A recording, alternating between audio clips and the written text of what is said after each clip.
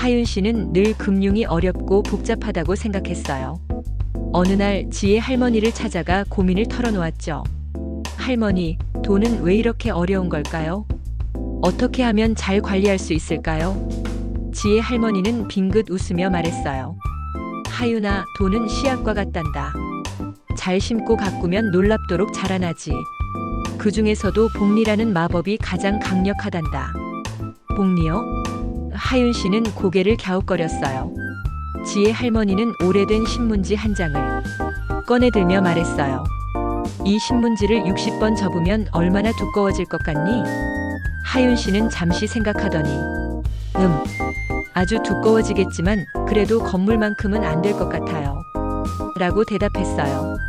지혜 할머니는 미소 지으며 고개를 저었어요. 아니, 이 신문지는 60번 접으면 태양 끝까지 닿을 만큼 두꺼워진단다. 이게 바로 복리의 마법이야.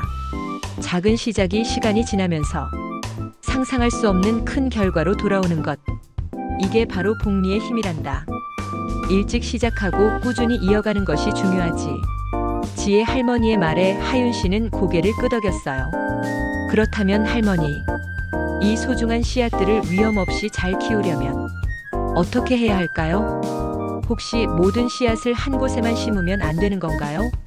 하윤 씨가 조심스럽게 물었어요. 지혜 할머니는 다시 빙긋 웃으며 말했어요.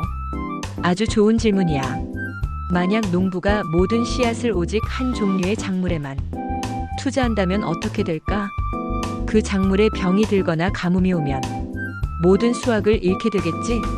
하지만 농부가 여러 종류의 작물을 심는다면 어떨까? 쌀, 보리, 콩, 감자. 설령 쌀 농사가 흉년이 들어도 다른 작물들이 농부를 지켜줄 수 있단다. 이게 바로 분산 투자의 지혜야. 어떤 한 작물에만 영향을 미치는 비체계적 위험은 여러 작물에 나누어 심음으로써 상당 부분 줄일 수 있어. 하나의 바구니에 모든 달걀을 담지 않는 것과 같지. 하윤 씨는 이제 금융이 더 이상 어렵게 느껴지지 않았어요. 할머니, 이제 알 것 같아요. 복리의 마법으로 씨앗을 꾸준히 키우고 분산 투자로 위험을 줄여 소중한 미래를 가꾸는 거죠. 이번에는 쉬워 보이면서도 직관적으로 이해하기 어려운 두 가지 개념을 이야기하려고 합니다. 바로 복리의 마법과 분산 투자의 포트폴리오 효과입니다. 이 두 가지를 이해하면 금융을 보는 눈이 달라집니다. 먼저 복리부터 보겠습니다. 앞서 질문을 생각해 봅시다. 신문지를 60번 접으면 두께가 얼마나 될까요? 대부분 몇 미터 혹은 빌딩 높이쯤 될 거라고 생각합니다. 하지만 실제 계산은 상상을 초월합니다. 지구에서 태양까지 거리보다 멉니다. 이것이 바로 복리의 힘입니다. 달리라면 매번 같은 금액이 늘어나지만 복리는 이전까지 불어난 원금 위에 또 이자가 붙습니다. 즉, 이자가 이자를 낳는 구조이지요. 그래프를 그려보면 달리는 직선으로 올라가지만 복리는 어느 순간부터 폭발적으로 상승하는 곡선이 됩니다. 바로 이 때문에 복리는 인류가 만든 가장 위대한 발명이라는 말까지 나오는 겁니다. 작은 이자율도 시간이 충분히 지나면 엄청난 차이를 만들어냅니다. 예를 들어 1,000만 원을 7% 복리로 투자하면 약 10년 후에는 2,000만 원이 넘고 30년 뒤에는 7,000만 원이 넘습니다.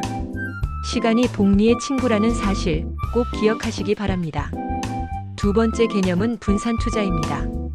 몰빵 투자를 떠올려 봅시다. 한 종목에 전 재산을 걸면 성공하면 대박이지만 실패하면 모든 것을 잃습니다. 즉, 위험이 극도로 커집니다.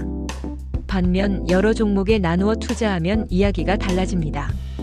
수학적으로 보면 서로 완전히 같은 방향으로 움직이지 않는 자산을 섞으면 전체 위험이 줄어듭니다.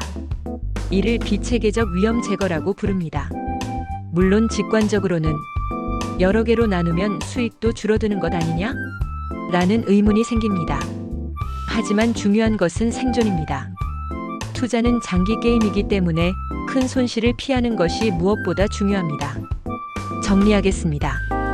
복리는 기하급수적 성장의 힘을 보여주고 분산 투자는 생존과 안정의 힘을 보여줍니다.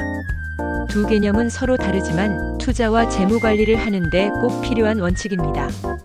시간을 내 편으로 삼고 위험을 관리하라는 메시지를 꼭 기억하시길 바랍니다. 이상입니다. 감사합니다.